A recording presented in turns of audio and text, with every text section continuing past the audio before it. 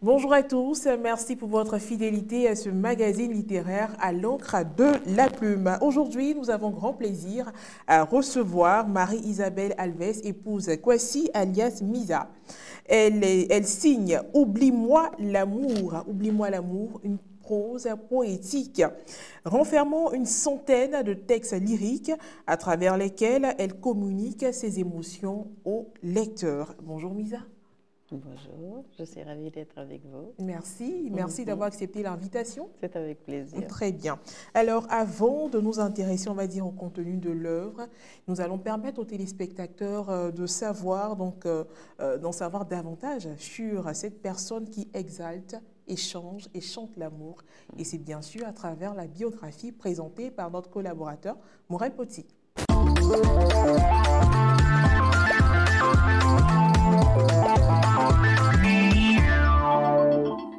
Misa, Marie-Isabelle Alves, est née avec un grand rêve de jonction avec le monde sur les îles du Cap-Vert le 11 août 1962, en pleine lutte de l'indépendance.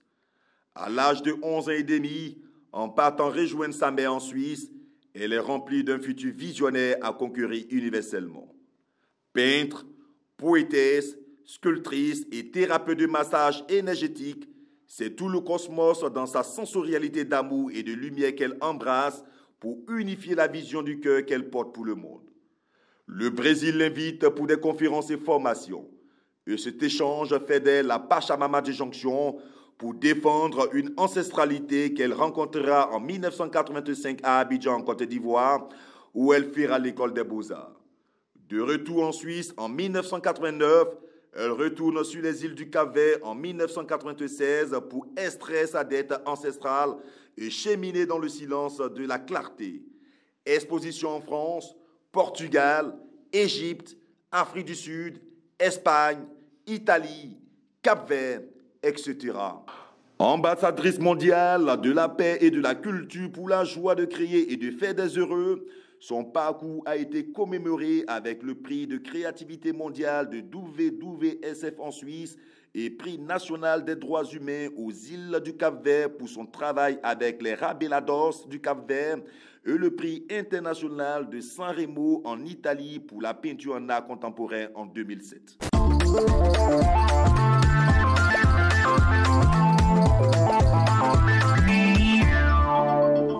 C'était la biographie de Misa présentée par Morel Poti, notre collaborateur. Prochaine étape, la compréhension de l'œuvre dans la deuxième rubrique.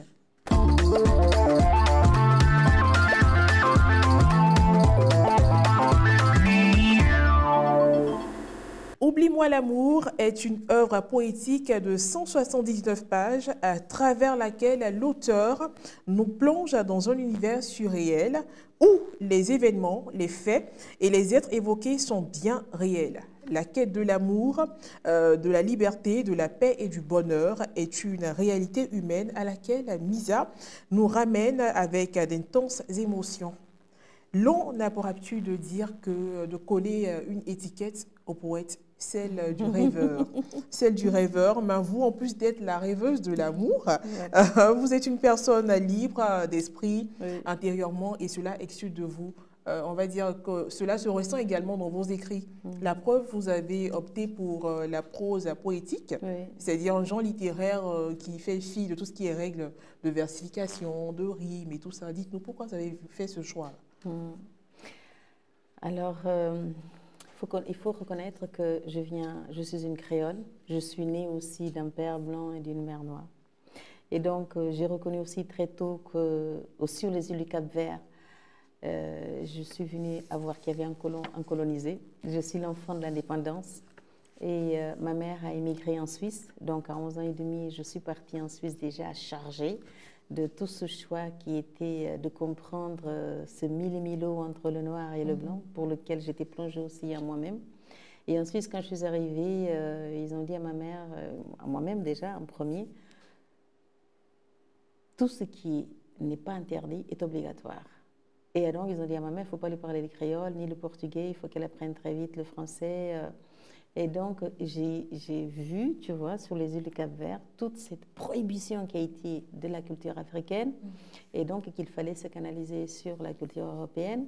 Et en ayant été en Suisse, il fallait se canaliser sur ce qui est être suissesse. Et moi, j'ai dit, je prendrai les deux et je vais convoyer dans ce qui est garder ma créolité.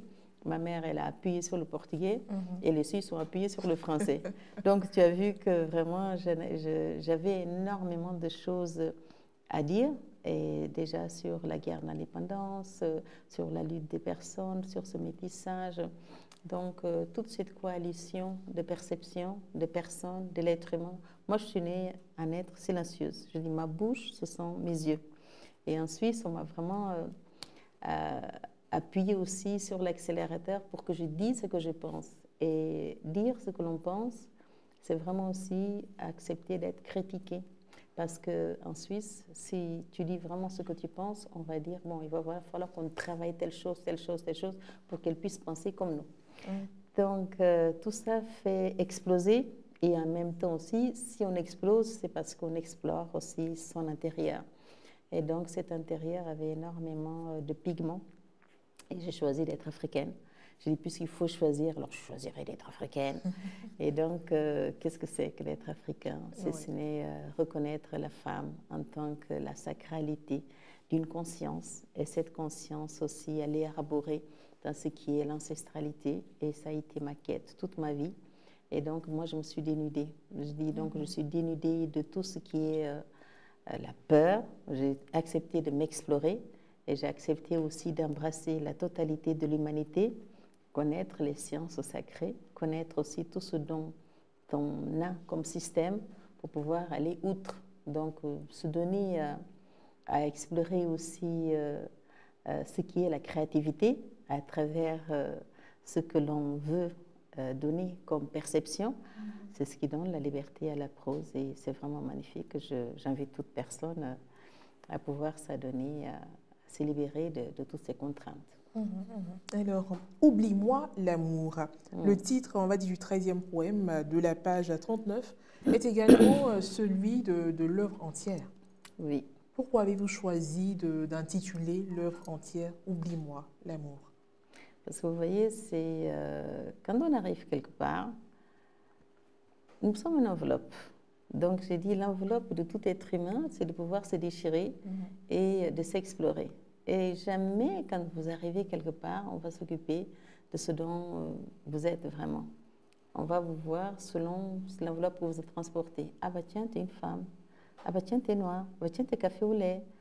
Moi, par ma couleur, ici, tu viens, tu dis, ah tiens, la blanche. Tu arrives en Europe, ah, la noire. Ah, tiens, pourquoi t'es café au lait? T'es caramel, pourquoi t'es mélangé comme ça? Et donc, c'est vraiment un échange, je peux dire, très écourté de ce qui est toute la beauté de l'être humain. J'explique toujours de par toute ma sensibilité combien il est bon de se rappeler qu'avant que nous avions eu le choix de regarder un être humain, c'est déjà c'est une pièce unique de l'univers dont le Créateur s'est donné le temps de voir pousser chaque cheveu de sa tête et de lui donner un corps qui est le microcosme de ce grand univers. Et donc, nous avons tellement de choses pour lesquelles nous pouvons échanger. Donc, oublie-moi l'amour, c'est mais oublie tout ce que tu vois de moi et donne-moi de ce qui est la tranquillité, le silence, l'admiration pour que nous puissions faire connaissance et que nous pouvons échanger de nos valeurs et rire aussi de nos rites et puis aussi pour lequel tu vas me convoyer dans ce qui est l'inconnu de moi-même, de toi-même, pour que nous puissions aller au-delà de ce qui est l'apparence pour pouvoir connaître le mage qui se trouve en tout être humain. C'est une invitation à la quête intérieure. Et aujourd'hui, comment Misa définit-elle l'amour? Il faut réécrire l'amour. On a besoin de réécrire l'amour parce que l'amour n'est ni phallique ni mammaire. L'amour, c'est une énergie pour laquelle tout corps a un code dans le règne animal, le règne végétal, le règne divin et de tous ces états de conscience dont j'ai dit nous sommes un oignon. Et donc, d'état inconscience, un enfant, quand il est dans le ventre de la mère va souffrir pour qu'il sorte. Quand il va sortir, le temps qu'il va grandir, les dents vont lui faire mal, apprendre à marcher, ça fait mal.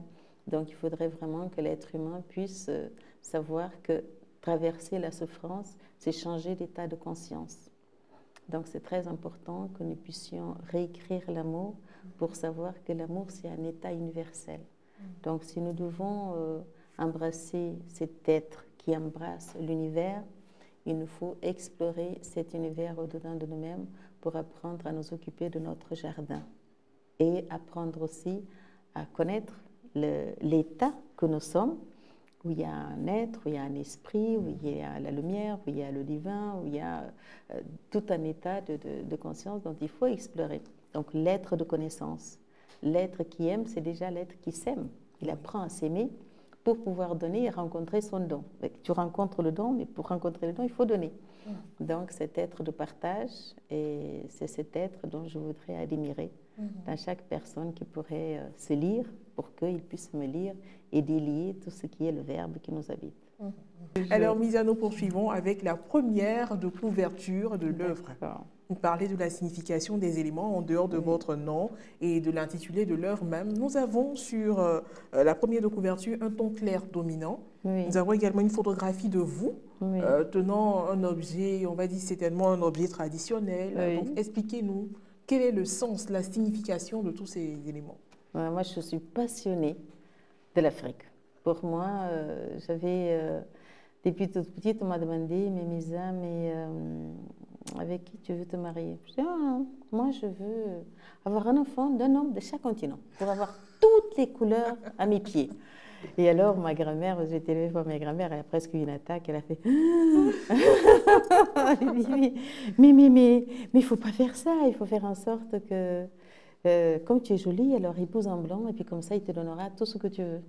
Et alors, du coup, tu sais, moi, je me suis vue comme un poulet à qui on donne, là, on distribue un amas de maïs là, à picorer. J'ai dit, mais puisque c'est ainsi, plus jamais je dirai à quelqu'un ce dont je voudrais faire. Ce que je penserais, je le ferai. Mais alors, à la proposition, je ne le ferai pas d'épouser un blanc, mais je vais épouser un noir du continent, pas du Cap-Vert. Au Cap-Vert, on est tous mélangés, hein? Donc on est tous jolis, mais on est tous mélangés.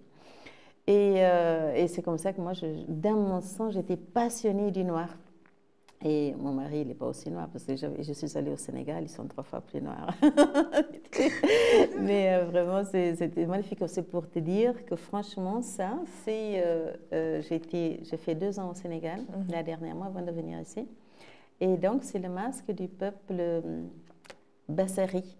Et c'est un masque qui a les cœurs, mais c'est tellement beau.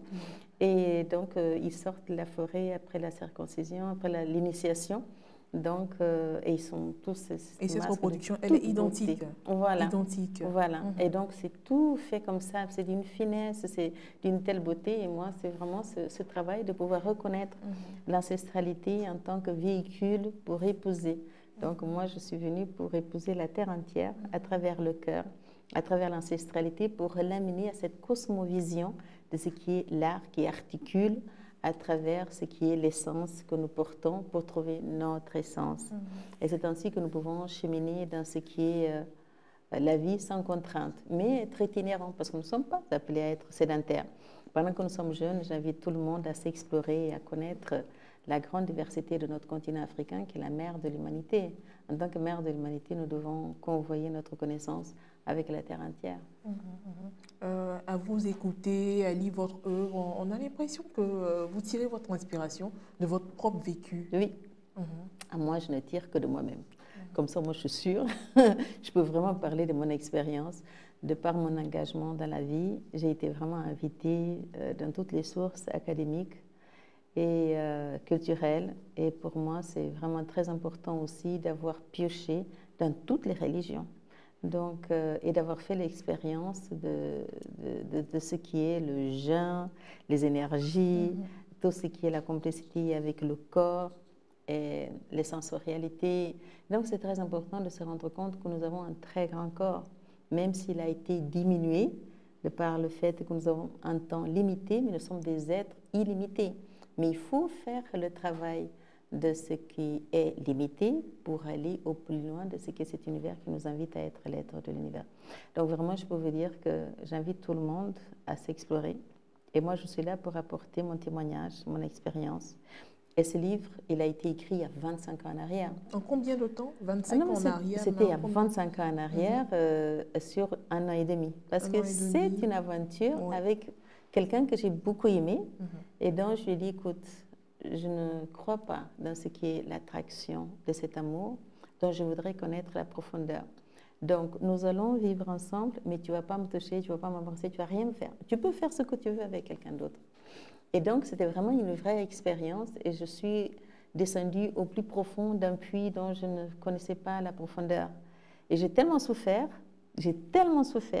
que le seul truc que j'ai pu attraper, c'était mon stylo pour écrire mes émotions dans toutes ces étapes. Donc, ça a duré 1 an et demi. C'était un peu comme un carnet intime, hein? Voilà. Donc, pendant ces 1 an et demi qu'a duré cette transfiguration, cette transformation de cet être qui regarde, qui pleure, qui en même temps est amoureuse, et puis en même temps, elle trouve qu'il y a quelque chose d'autre au plus loin possible pour pouvoir rencontrer le vrai amour qui ne fait pas mal. Et donc, le vrai amour dénudé, le vrai amour qui se détache, et le vrai amour qui est dans le don de soi, et puis qui n'incrimine personne pour ce que je ne reçois pas.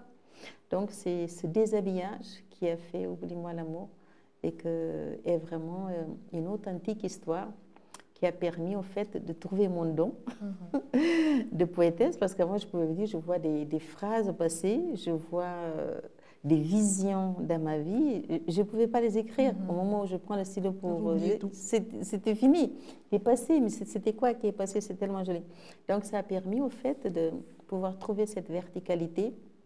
Donc, pour moi, c'est très, très important de dire à tout un chacun que nous vivons sur cette horizontalité en étant debout. Mais si nous voulons vraiment vivre dans la vraie verticalité, il nous faut trouver ce chemin intérieur et être au-delà de ce qui est notre désir. Faire, en fait, être avec soi-même, c'est faire le contraire de notre désir au niveau matériel, au niveau de l'horizontalité. Être dans le vertical, c'est savoir que nous avons un cœur. Ce cœur, nous avons ce cœur subtil et observer notre pensée pour pouvoir être en communion avec tout ce qui vit en nous. Donc, c'est vraiment un énorme boulot, c'est un énorme défi et c'est une très belle complémentarité parce que vous êtes toujours avec quelqu'un au-dedans de vous qui est tous ces états de conscience que nous avons et c'est vraiment merveilleux de l'avoir découvert. À qui l'œuvre s'adresse? Aux jeunes, aux adultes? Si ce sont les adultes, les célibataires, les mariés, à qui? Moi, je conseille à tout le monde de ne pas être un adulte. Ah bon? Et pourquoi? Vraiment, parce qu'un adulte, de la manière dont il est rempli de contraintes, il ne sait plus jouer, il ne sait plus charmer, il ne sait plus être tranquille pour pouvoir dire « mais fais-moi rire ». Il ne sait plus rire, il sait être avec des « j'ai encore ça à faire, j'ai encore ça à faire, je suis fatiguée, je suis stressée, je suis... » Donc vraiment, ne soyez pas adulte et puis comme ça, vous pourrez commémorer votre cœur, vous donner du temps pour vous contempler, pour vous charmer, pour vous aimer.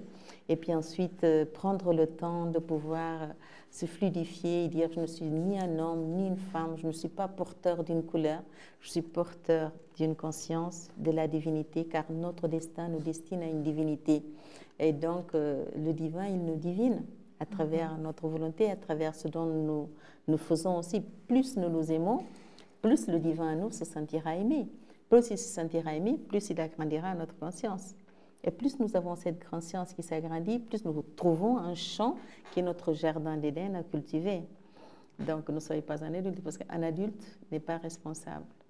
Un adulte, il faut qu'il mette les choses en ordre, il faut qu'il paye l'électricité de sa famille, il faut qu'il trouve l'argent pour que tout le monde mange. Il n'a pas le temps. Oui. Donc, mais tout ça, tout adulte peut être un être, sans âge, sans couleur, sans sexe, pour qu'il puisse déjà être libre, libéré de toutes les contraintes pour pouvoir s'adonner à ce qui est le rêve. Nous sommes porteurs d'un rêve, c'est le rêve de Dieu, c'est un plein divin.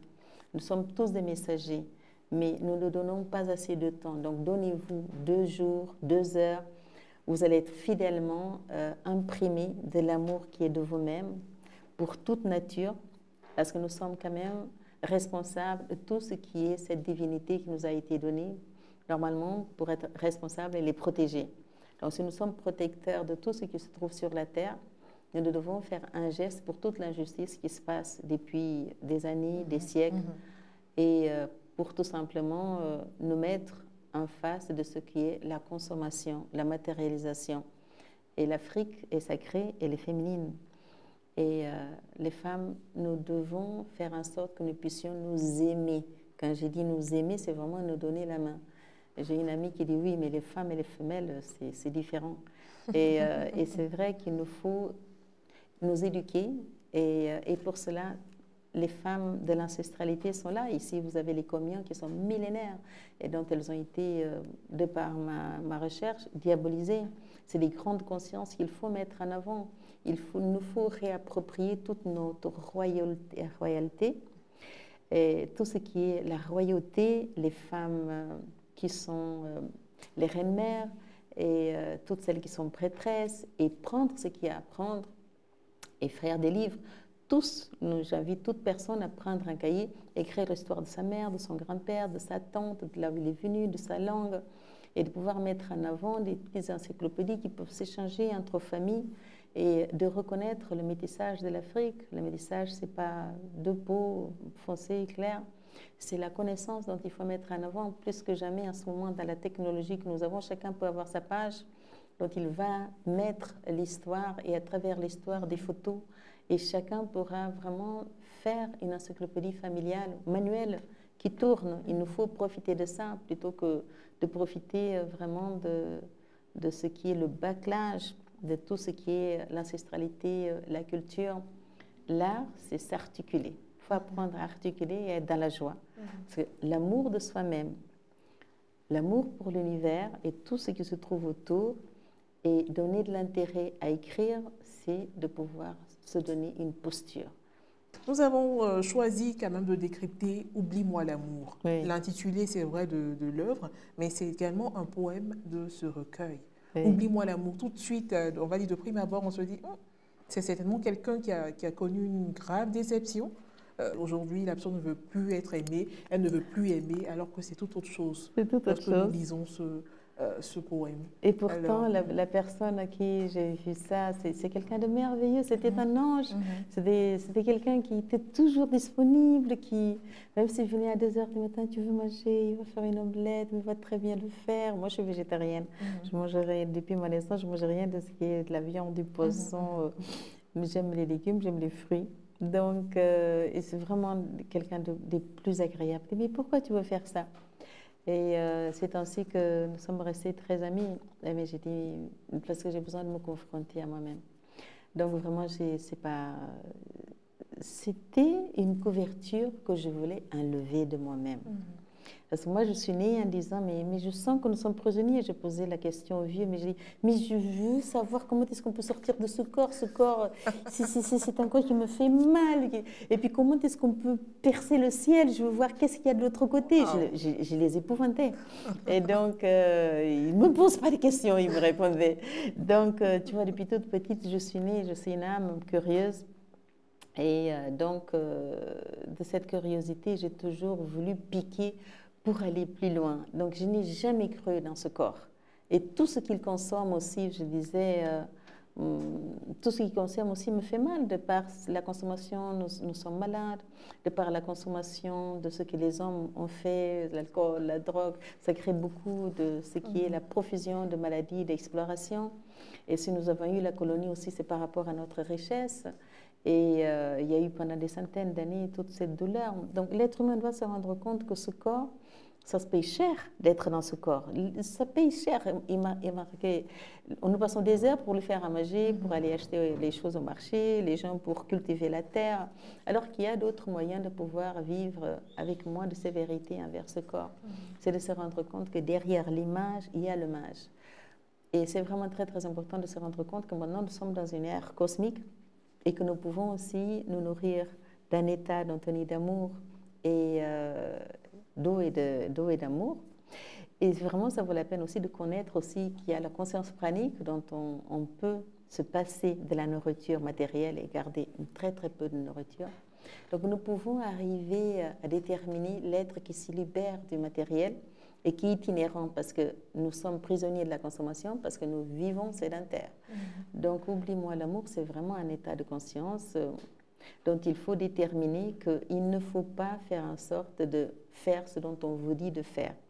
Faites votre quête, donnez de votre amour, faites en sorte de vous faire justice parce que nous sommes ce lien avec Dieu pour être un futur petit Dieu, parce que Dieu, c'est le néant, c'est une conscience divine, c'est l'être suprême. Si nous sommes une particule, nous sommes bien loin, même si nous sommes des êtres de lumière futurement.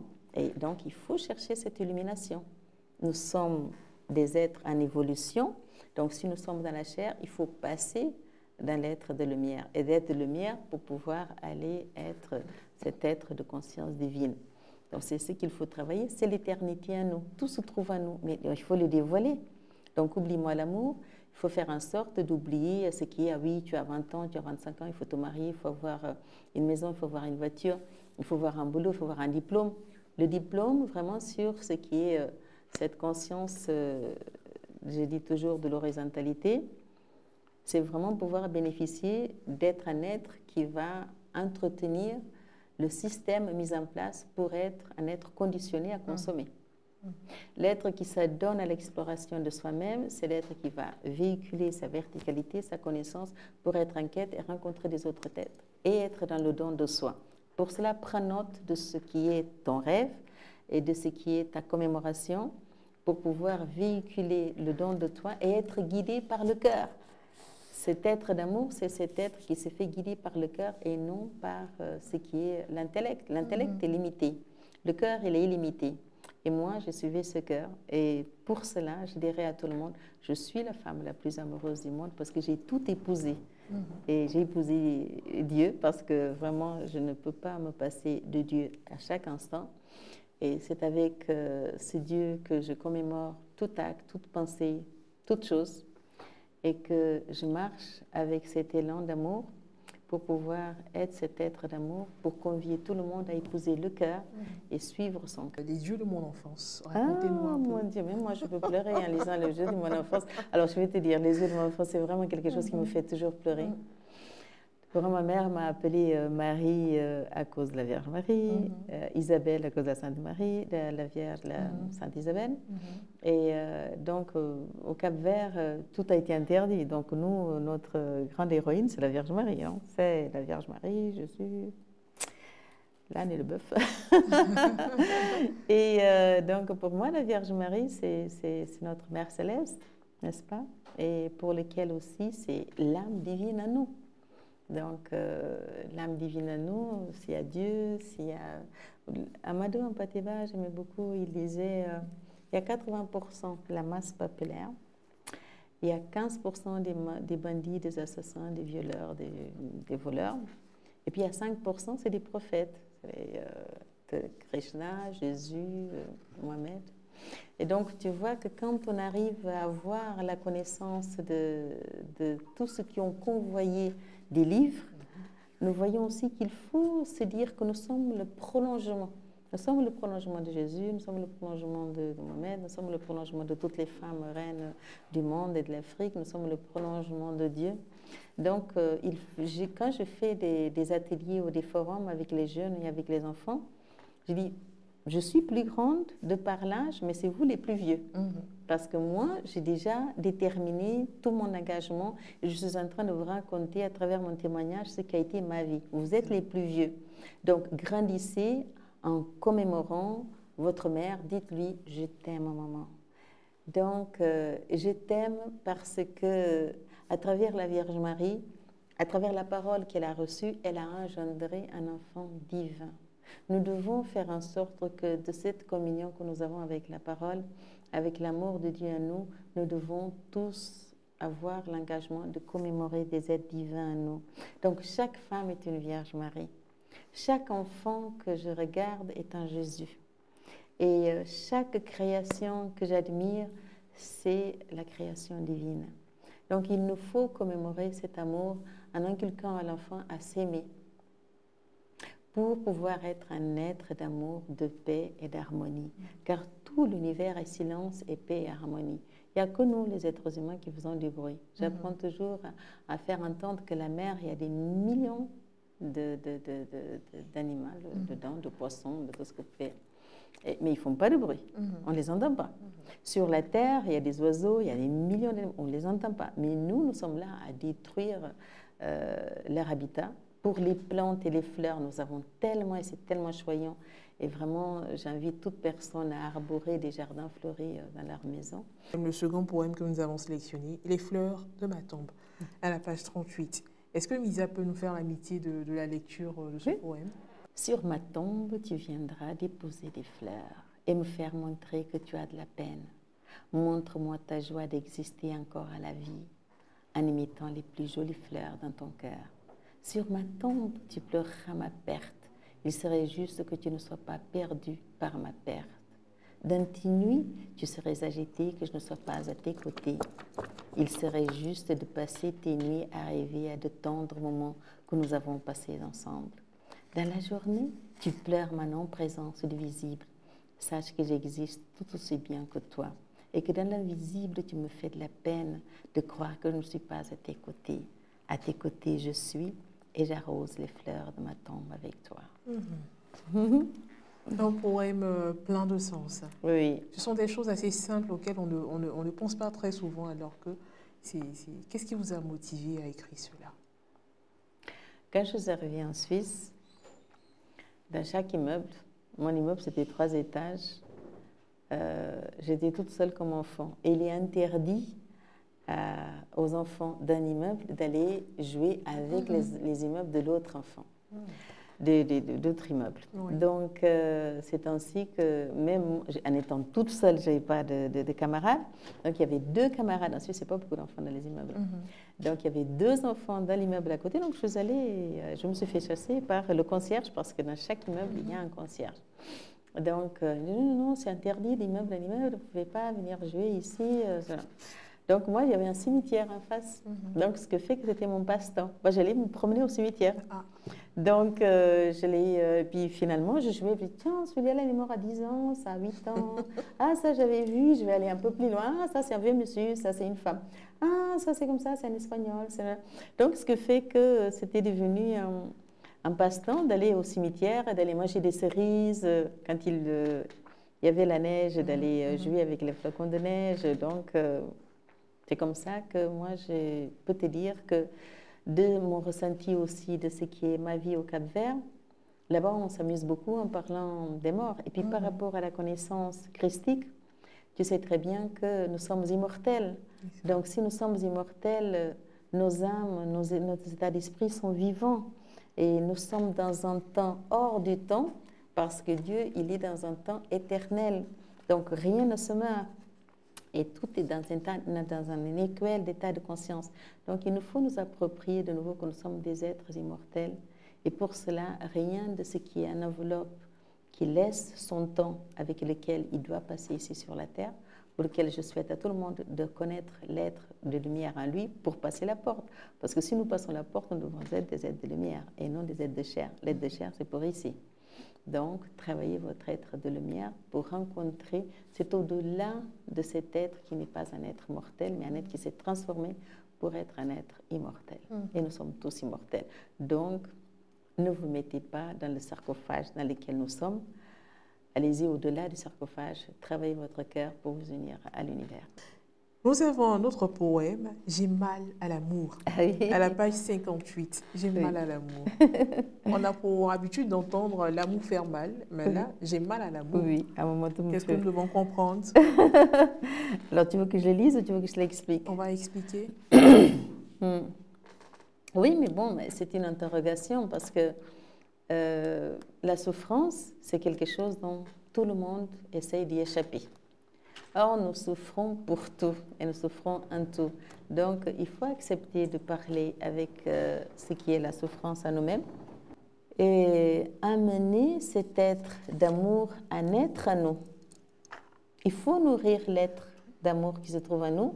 C'est tous les inconvénients que nous avons tous les jours avec le patron, avec le taximan, ou avec la bonne, ou avec notre père, ou avec notre mère, nos sœurs et frères, nos voisins.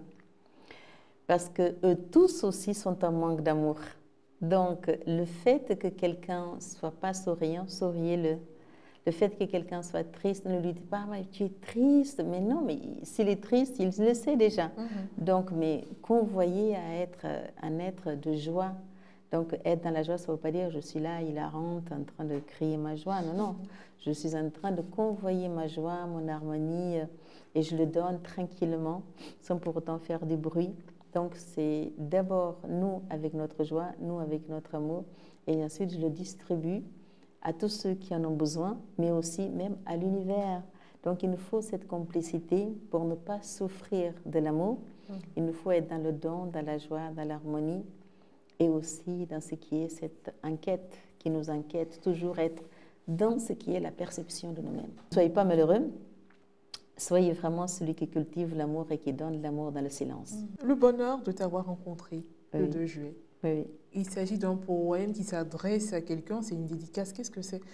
Aux pages 75 et 76. Oui. J'ai rencontré la personne à qui je vais écrire ce livre qui m'a servi au fait de, je dirais pas d'un pantin, hein.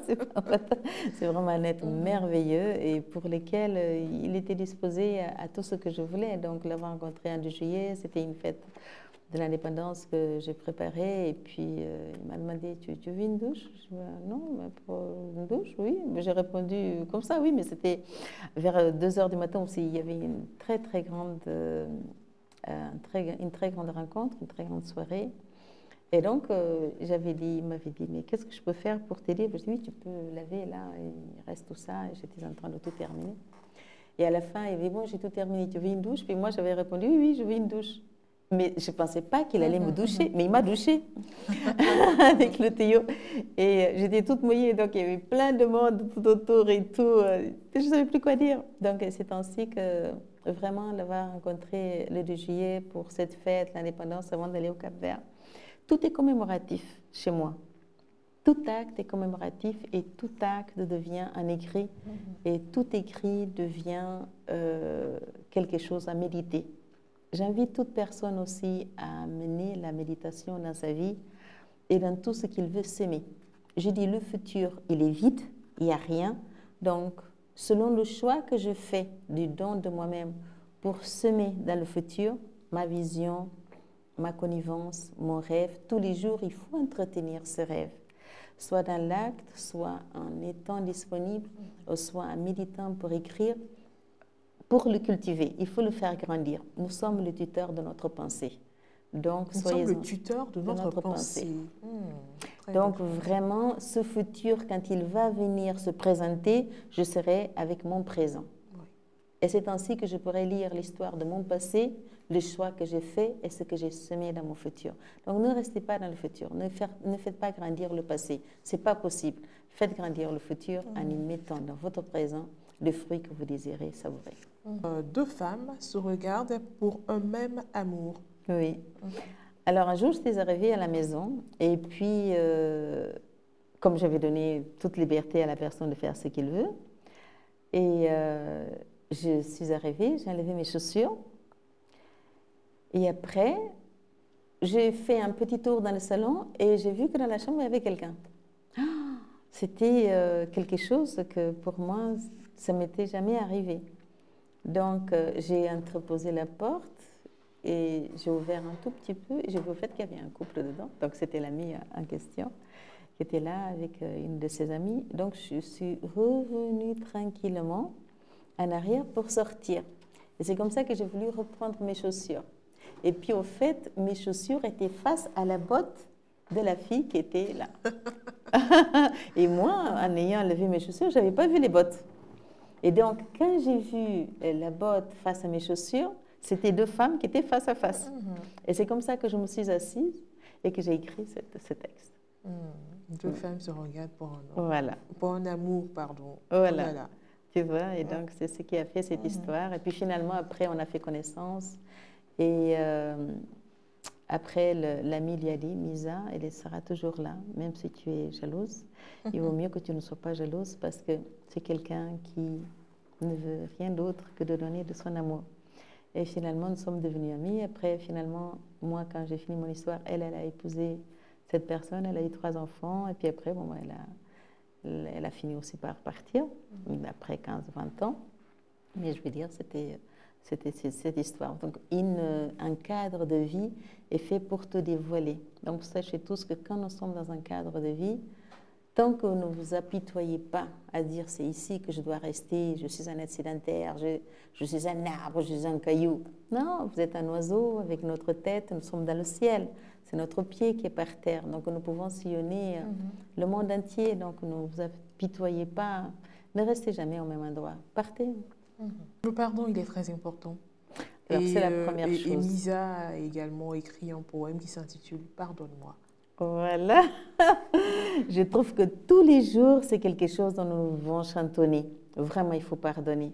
Parce que tout ce dont je peux dire, c'est si nous gardons la haine, les conflits, les souvenirs, déjà le fait de penser en arrière, c'est déjà un entrave. Donc il faut vraiment pardonner. Il faut vraiment se pardonner aussi. Et aussi, se pardonner, c'est tout simplement être toujours en complicité avec soi-même. Mais nous avons tellement de pardons à faire.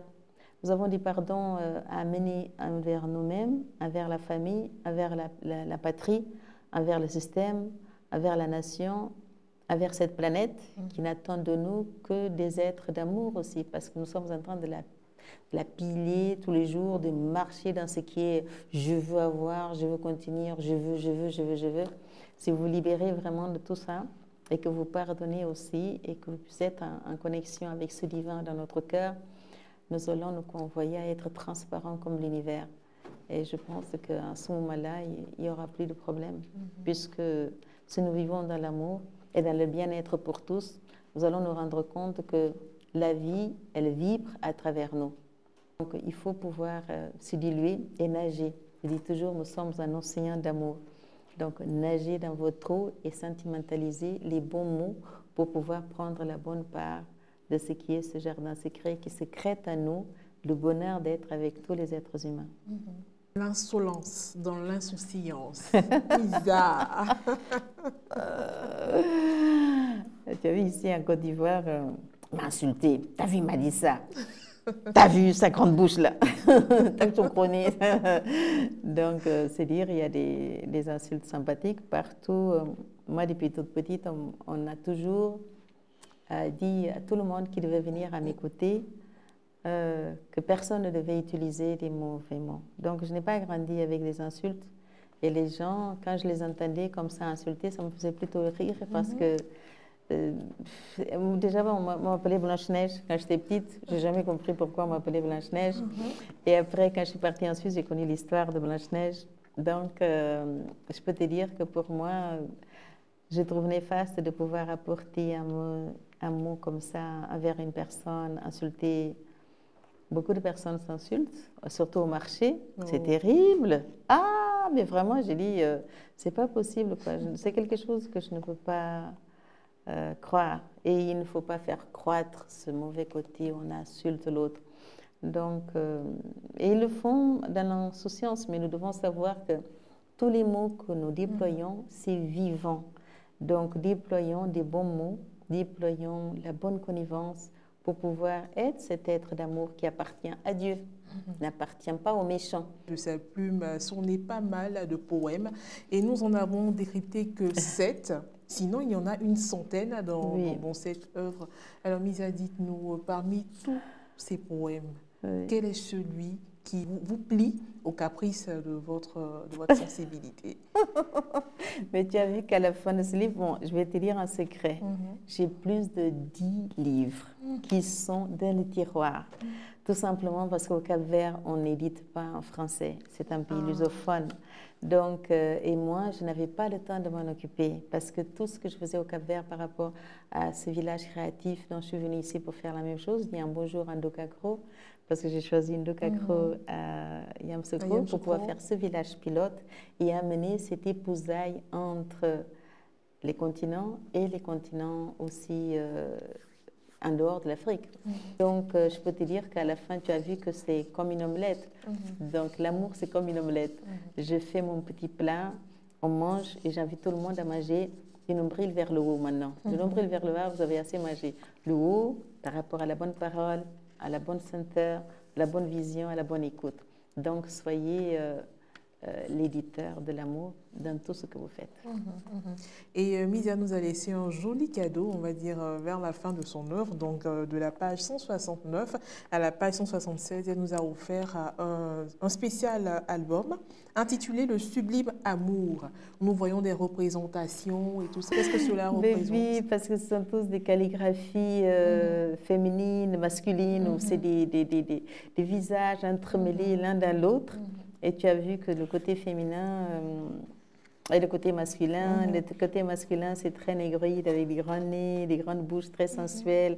Parce que je dis, le trait africain, c'est comme une lune. Elle est très généreuse, elle est très claire, elle est très douce. Donc vraiment, je vous pose cette image comme ça pour pouvoir vous dire, il faut vous charmer. Quand vous vous charmez, que vous vous aimez, vous voyez que toute l'apparence de vous-même va être transfigurée, va être vraiment ce transporteur de ce dont on garde de la personne, c'est l'amour de lui-même.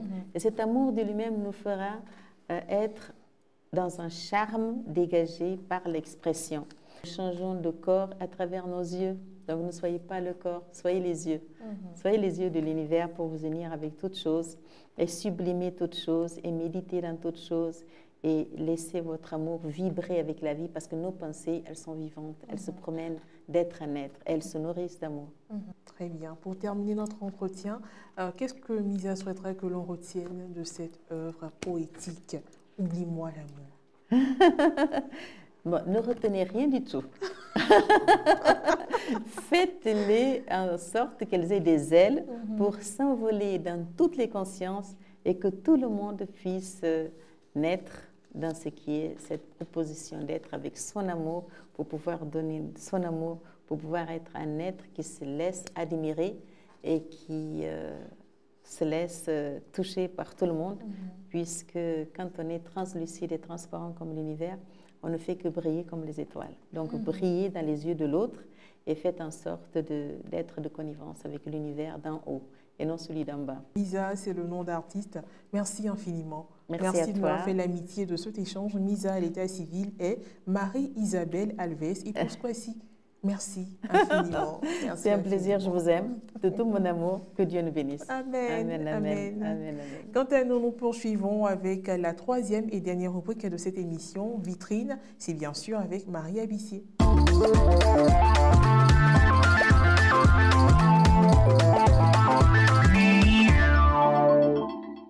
Bonjour chers amis lecteurs, nous sommes ravis de vous retrouver. Aujourd'hui, nous découvrirons deux romans, L'autre moitié du soleil de l'écrivaine nigériane Chimamanda Ngozi Adichie et Allah n'est pas obligé de l'écrivain ivoirien Amadou Kourouma. Voici pour vous le résumé du premier roman, L'autre moitié du soleil. Lagos, début des années 60. L'avenir paraît sourire aux sœurs jumelles. La ravissante Olana est amoureuse d'Odenigbo, intellectuelle engagée et idéaliste. Quant à Kenene, sarcastique et secrète, elle noue une liaison avec Richard, journaliste britannique, fasciné par la culture locale. Le tout sous le regard intrigué d'Ougou, 13 ans, qui a quitté son village dans la brousse et qui découvre la vie en devenant le boy d'Odenigbo. Quelques années plus tard, le Biafra se proclame indépendant du Nigeria. Un demi-soleil jaune, cousu sur les manches des soldats, s'étalant sur les drapeaux, c'est le symbole du pays et de l'avenir. Mais une longue guerre va éclater qui fera plus d'1 million de victimes. Évoquant tour à tour ces deux époques, l'auteur ne se contente pas d'apporter un témoignage sur un conflit oublié. Elle nous montre comment l'histoire bouleverse les vies.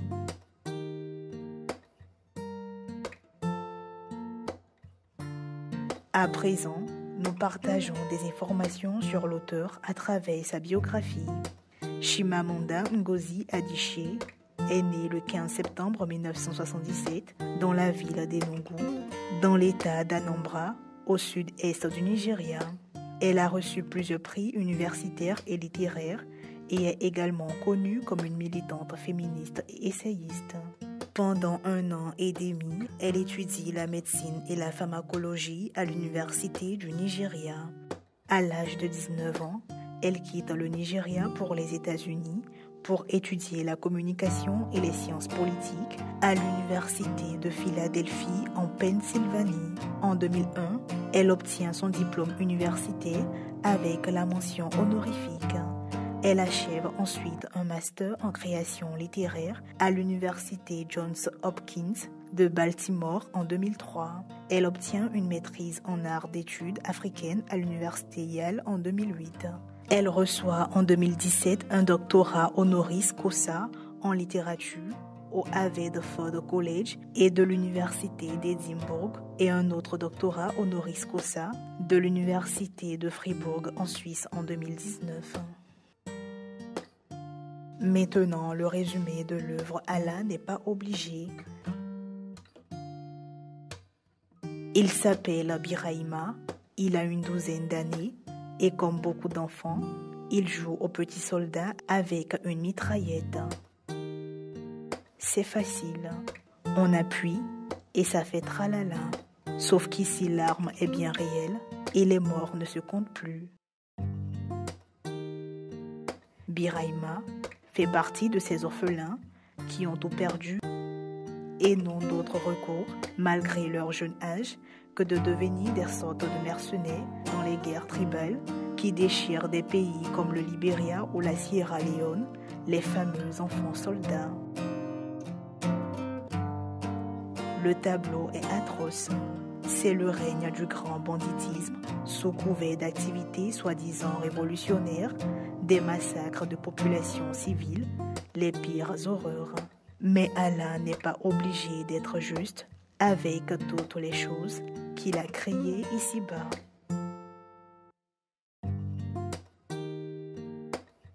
Nous terminons avec la biographie de l'auteur. Amadou Kourouma est né le 24 novembre en 1927 à Boundiali, en Côte d'Ivoire. Étudiant, ses activités politiques lui valent d'être enrôlé de force dans le corps expéditionnaire français en Indochine. Après les indépendances, son opposition au régime du parti unique de Houphouët-Boigny l'éloigne à nouveau de son pays. De 1950 à 1954, il est envoyé comme tirailleur sénégalais en Indochine à titre disciplinaire avant de rejoindre la métropole pour faire des études de mathématiques et d'actuariat à Lyon en France, à l'ISFA, Institut de sciences financières et d'assurance. En 1960, il revient vivre dans son pays natal. En 1961, il travaille comme sous-directeur de la Caisse nationale de prévoyance sociale. Il part en exil dans différents pays, dont l'Algérie de 1964 à 1969. Il quitte l'Algérie pour la France en 1969.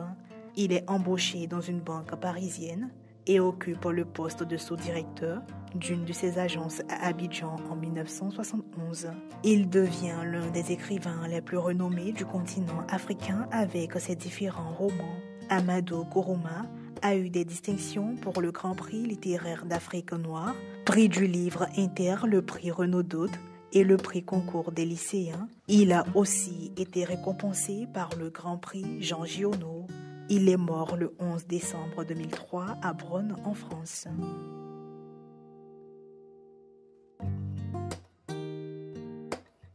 C'est tout pour aujourd'hui.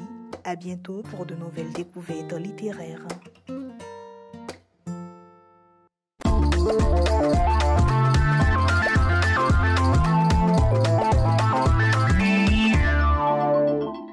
Marie Abissier nous a présenté d'autres œuvres littéraires. Nous espérons que vous avez apprécié. Vous l'avez bien compris, c'est la fin de cette émission. Oublie-moi l'amour était la star de cette émission, donc l'œuvre poétique au cœur de nos échanges avec son auteur qui n'est autre que la poétesse Misa. La lecture de cette œuvre vous permettra donc de faire de l'introspection et également vous poser de bonnes questions au sujet de l'amour. Pourquoi pas trouver également des réponses. Alors vous savez ce qu'il vous reste à faire, vous procurer l'œuvre et faire de cela votre joyau, votre compagnon de tous les jours. Merci donc à notre invité du jour. Merci à toute l'équipe de production. Merci à vous, chers téléspectateurs, de nous avoir suivis. Sur ce, nous prenons rendez-vous pour un autre numéro de À l'encre de la plume. Que Dieu nous garde. À très bientôt.